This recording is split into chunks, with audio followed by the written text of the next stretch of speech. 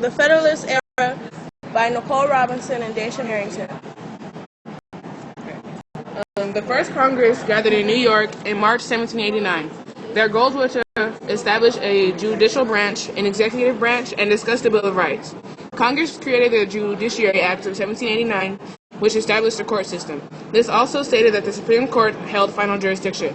Also, Congress established a cabinet, while Washington appointed those who would hold the positions of Secretary of State, of War, and of Treasury.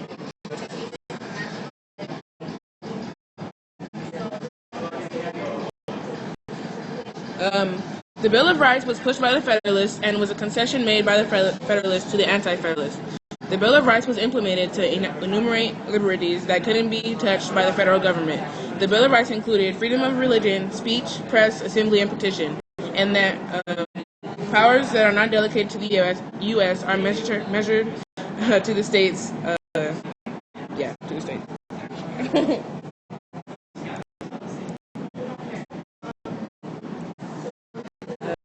Alexander Hamilton's plan included establishing a national bank, excising taxes, funding at par, assumption of state debts, and the passage of high protective tariffs to generate revenue for the national government.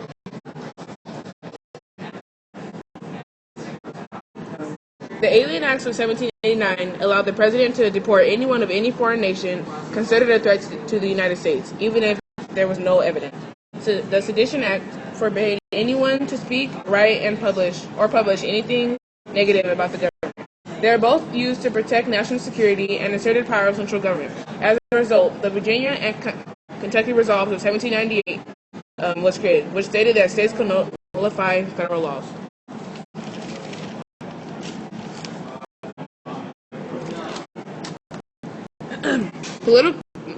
Political parties rose in the mid-18th century. The Republicans and Federalists were two opposing parties. Madison led the Republican Party, while Washington and Hamilton led the Federalist Party.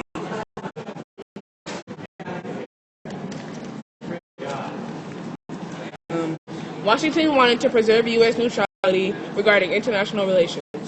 But as time passed, this became more difficult. After the French Revolution, differences grew between the Jefferson Republicans and the Federalists. When France and Britain went to the war, the U.S. feuded again. But once again, Washington stayed neutral.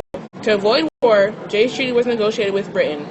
As a result, anti-Federalists criticized Washington. Jay's Treaty kept the U.S. out of war.